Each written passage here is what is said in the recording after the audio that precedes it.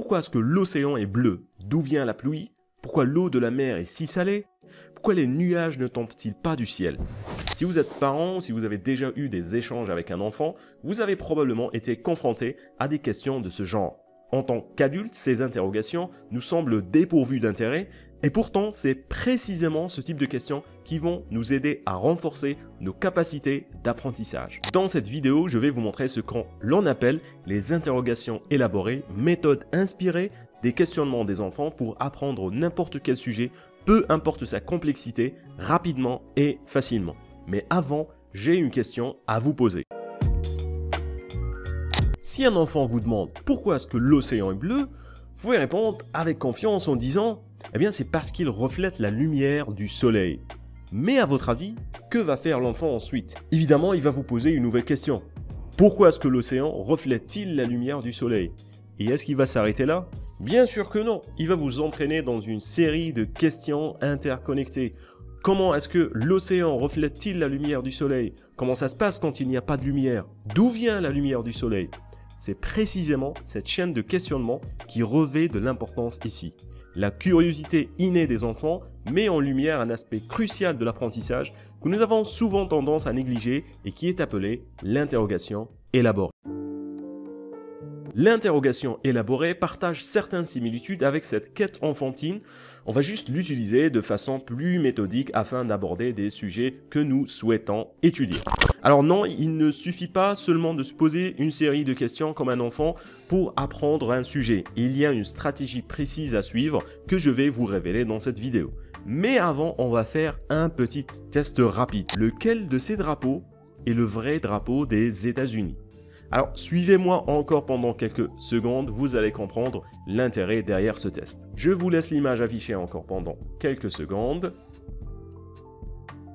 Parfait, vous avez normalement fait votre choix, donc on va pouvoir reprendre la vidéo. Bon, là vous vous posez deux questions qui sont: en quoi ce test a-t-il un rapport avec l'interrogation élaborée et l'apprentissage accéléré? Et qu'était le vrai drapeau des États-Unis?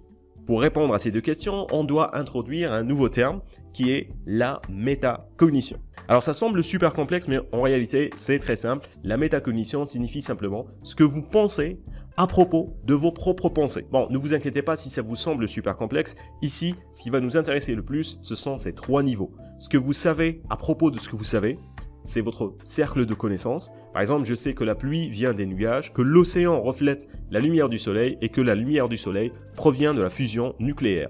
Le deuxième niveau, c'est ce que vous savez que vous ne savez pas. C'est les trous noirs dans notre cercle de connaissances.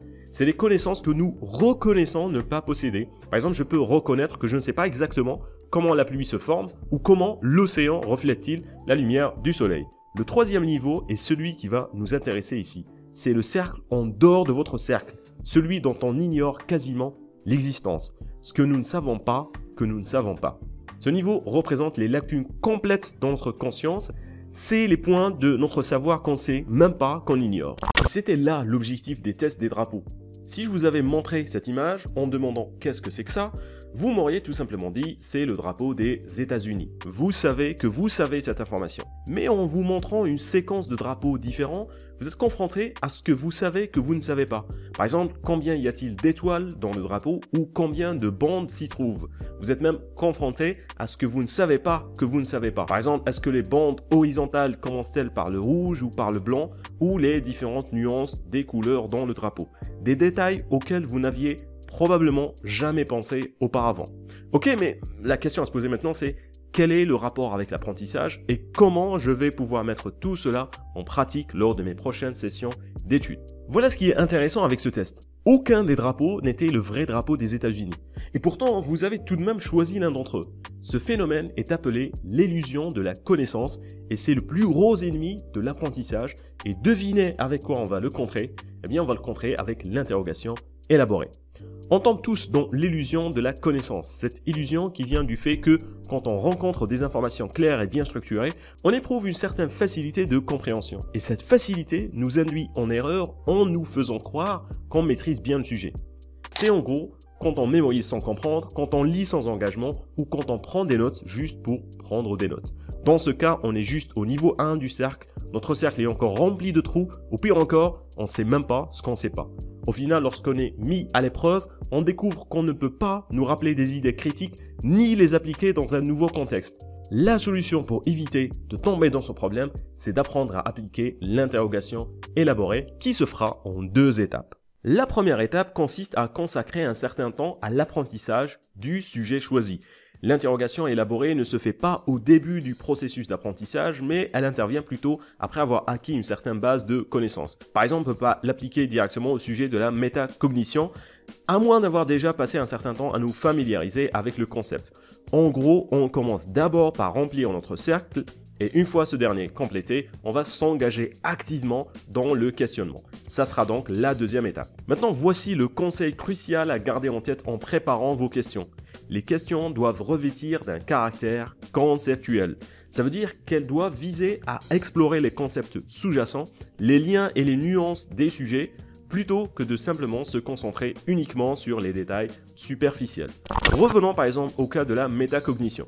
Au lieu de se demander simplement qu'est-ce que la métacognition, ce qui est une question toute simple, la question conceptuelle pourrait être plutôt le fait de se poser la question en quoi la métacognition diffère-t-elle de la cognition et pourquoi est-ce qu'on a ajouté le mot méta à cette dernière. Ou encore, on pourrait se poser la question, qui est-ce qui a parlé de la métacognition pour la première fois et dans quel contexte? Ces questions cherchent à explorer les relations et les implications plus profondes du concept plutôt que de simplement fournir une définition superficielle et générale. Pour répondre à ces questions, je suis obligé de creuser le sujet en profondeur. Bien sûr, plus on sera familiarisé avec notre sujet, plus les questions seront pertinentes. Alors, un petit modèle à suivre pour réussir à générer ce genre de questions est le suivant. D'où vient X ou qu'est-ce qui a causé X? Par exemple, d'où vient le concept de la métacognition? On pourrait répondre en disant qu'il vient de la psychologie, c'est la réponse Y. Notre nouvelle question pourrait être, mais pourquoi est-ce que X vient de Y? Par exemple, mais qu'est-ce qui a poussé les psychologues à parler de la métacognition? Ça devient notre réponse Z qui est dans ce cas-là, parce qu'ils se sont intéressés à la connaissance de soi relative à la capacité d'apprendre. Ce qui nous amène à notre prochaine question, mais comment ça se fait que Z soit associé à X? Par exemple, quel est le lien entre la métacognition et l'apprentissage, et ainsi de suite. Bref, vous aurez compris, je passe d'une question à une autre pour entourer tout mon sujet. En posant des questions en cascade, vous vous forcez à explorer les interconnexions entre les concepts et approfondissez votre compréhension de manière organique. Vous serez ainsi inévitablement mis face à ce que vous savez que vous ne savez pas et ce que vous ne savez pas que vous ne savez pas. Pour les connaisseurs, vous aurez remarqué que cette méthode des interrogations élaborées partage plusieurs similitudes marquantes avec la fameuse méthode de Feynman. Et d'ailleurs, je pense que les deux techniques peuvent parfaitement être utilisées en combinaison. Cela dit, il y a tout de même un élément qui manque à cette méthode et qui est la mémorisation. En plus d'améliorer ses capacités d'apprentissage avec l'interrogation élaborée ou la méthode de Feynman, il faut aussi apprendre à bien mémoriser ce que vous allez apprendre. Et ça, c'est quelque chose que je vous apprends en détail dans mes différentes formations gratuites, que je vous invite à aller voir en cliquant dans le lien que je vous ai mis en bas dans la description. Je vous invite aussi à aller voir cette vidéo dans laquelle je parle d'une autre méthode d'apprentissage accélérée que tout le monde devrait connaître et qui devrait, selon moi, être utilisée avec l'interrogation élaborée, mais avant d'entamer la session d'études.